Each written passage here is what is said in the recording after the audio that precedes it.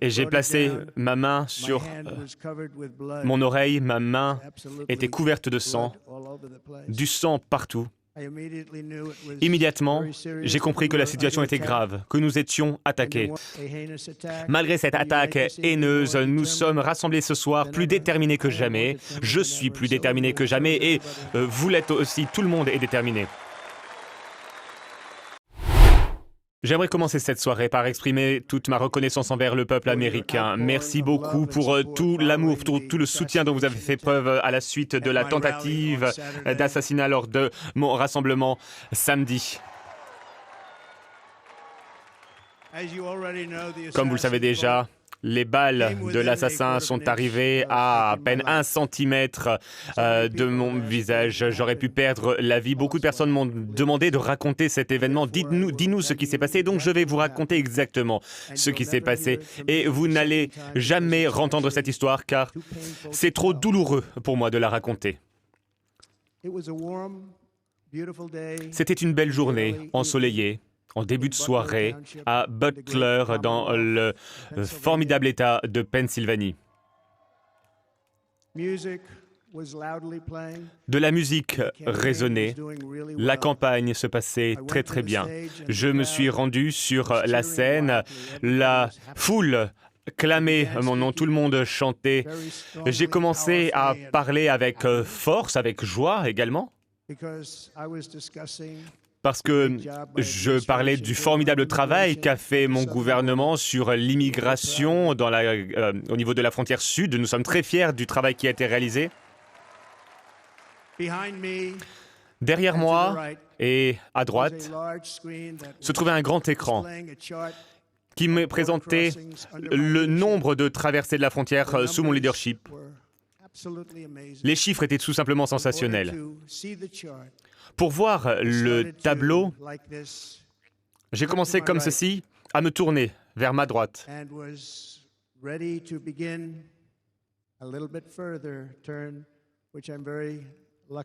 Et j'allais commencer à me retourner un peu plus, ce que je n'ai pas fait par chance, et j'ai commencé à entendre un sifflement, et j'ai senti quelque chose me toucher avec beaucoup de force sur mon oreille droite. Je me suis dit, « Waouh, qu'est-ce que c'était que ça ? Ça peut être qu'une balle. » Et j'ai placé ma main sur mon oreille, ma main était couverte de sang, du sang partout. Immédiatement, j'ai compris que la situation était grave, que nous étions attaqués. Et rapidement, je me suis jeté au sol. Les balles continuaient de fuser. Les services secrets, très courageux, se sont jetés sur la scène très rapidement.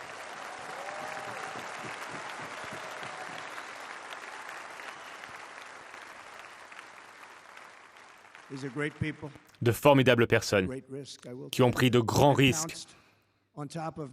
Ils se sont jetés sur moi afin de me protéger. Il y avait du sang partout. Et pourtant, je me suis senti en sécurité à certains égards parce que Dieu était de mon côté.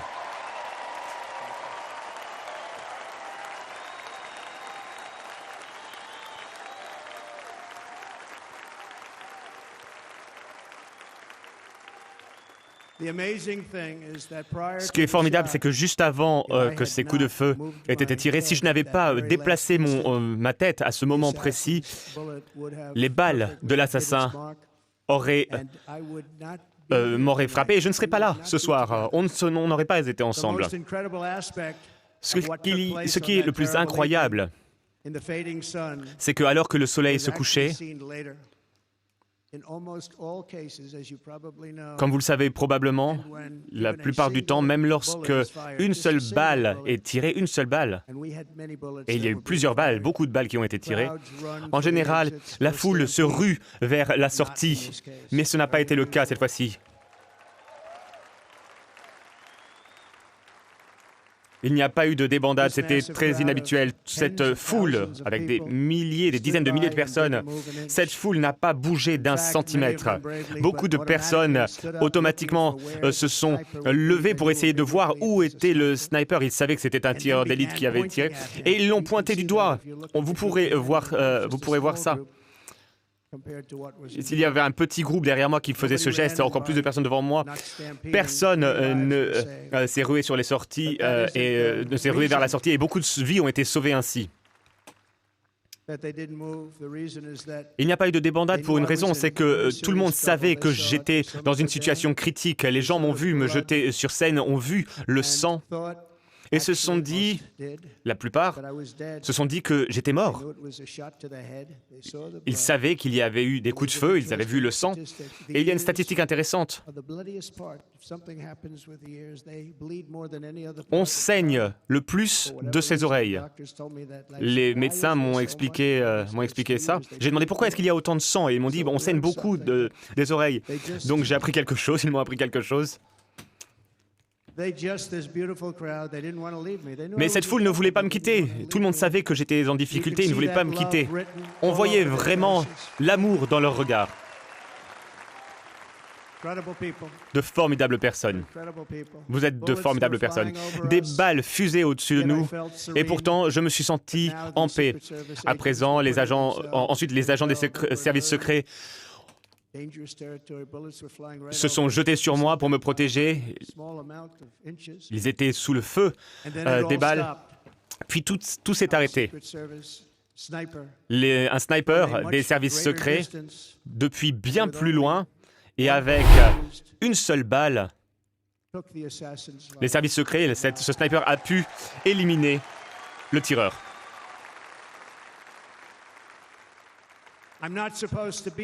Je ne suis pas censé être là ce soir.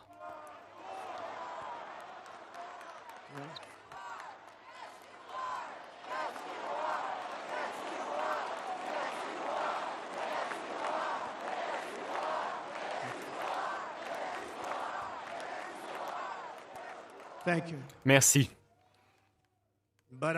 Mais je ne devrais pas être là, vraiment.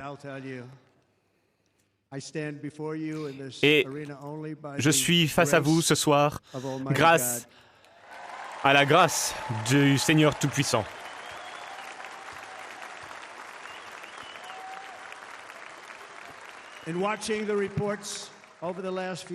Ces derniers jours, j'ai lu un petit peu ce qui a été dit et beaucoup de personnes ont dit que c'était un moment de providence. C'était probablement le cas. La foule était un petit peu perdue en me voyant me relever. Et je voyais beaucoup de chagrin sur leur visage. Les gens ne pensaient pas que j'avais survécu, ils pensaient que tout était terminé. Et j'ai voulu faire quelque chose pour montrer à la population, montrer à la foule que tout allait bien. J'ai levé mon bras droit, j'ai regardé les milliers et les milliers de personnes qui me faisaient face, qui attendaient le souffle coupé, et j'ai commencé à crier « Fight, fight, battez-vous, battez-vous ».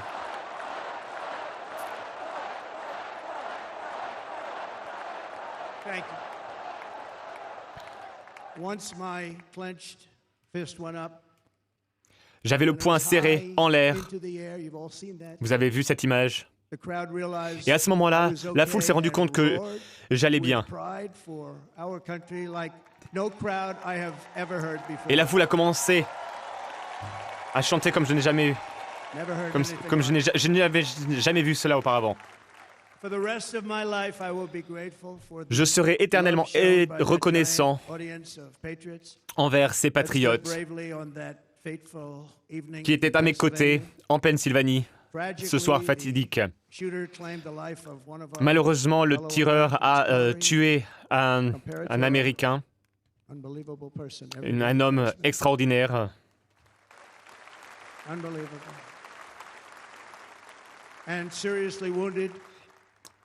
Et deux autres combattants, formidables combattants, ont été blessés.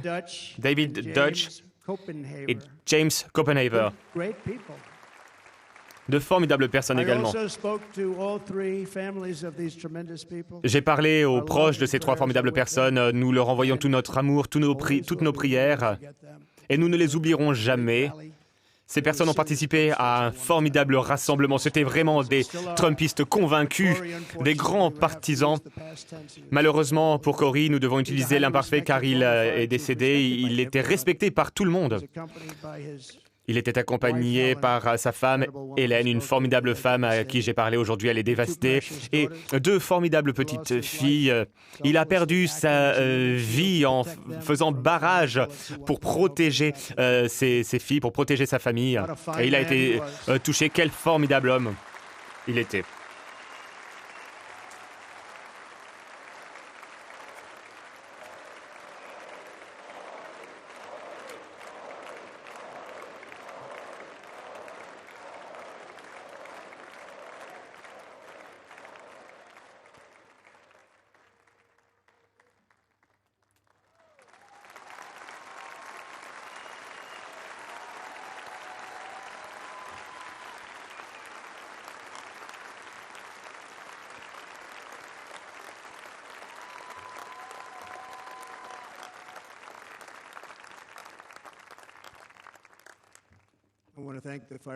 Je tiens à remercier les pompiers et la famille de Corey qui a envoyé son uniforme et son casque. Ils vont faire quelque chose de spécial avec. Évidemment, je suis très fier de dire que ces derniers jours, nous avons levé 6,3 millions de dollars.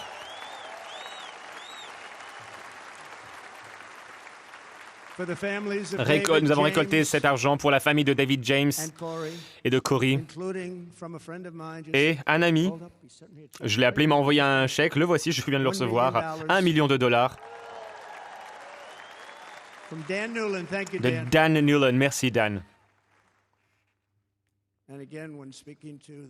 Et en échangeant avec les proches des victimes, je leur ai dit, nous allons vous envoyer beaucoup d'argent, mais cela ne compensera jamais cette perte. Et ils ont répondu, oui, vous avez raison, nous apprécions beaucoup ce geste, mais évidemment, rien ne pourra remplacer Corey. Et pour les 2 autres, vous savez, ils ont été blessés grièvement, mais ils sont sortis d'affaire.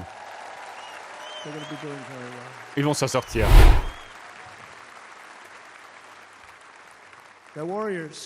Ce sont des combattants, des guerriers. Et à présent, j'aimerais que nous observions un instant de silence en l'honneur de notre ami Corey.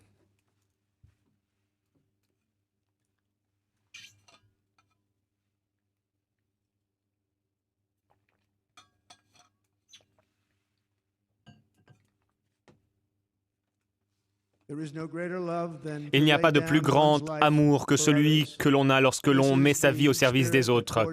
Voilà l'esprit qui a forgé les États-Unis dans nos heures les plus sombres et c'est la valeur qui va permettre aux États-Unis de revenir au sommet des réalisations et de la grandeur humaine. Voilà de quoi nous avons besoin. Malgré cette attaque haineuse, nous sommes rassemblés ce soir plus déterminés que jamais. Je suis plus déterminé que jamais et vous l'êtes aussi, tout le monde est déterminé.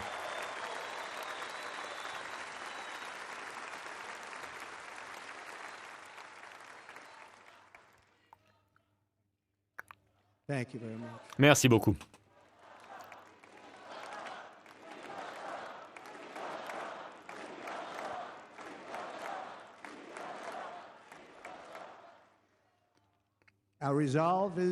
Notre détermination est sans faille. Nous sommes prêts à créer un gouvernement qui est au service des Américains, le meilleur gouvernement. Rien ne m'arrêtera dans cette mission car notre vision est vertueuse, notre cause est pure. Peu importe les obstacles qui arrivent sur notre chemin, nous ne faillirons pas, nous n'abandonnerons pas et jamais je n'arrêterai de me battre pour vos familles et pour notre formidable pays. Jamais.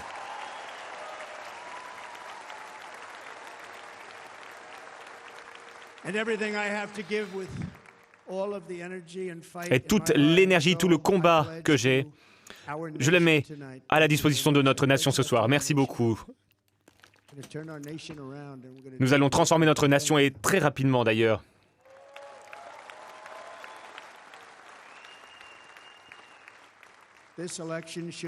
Cette élection devrait se concentrer sur les problèmes auxquels notre pays est confronté. Cette élection devrait être une élection qui permet à notre pays de retrouver sa sécurité et sa grandeur.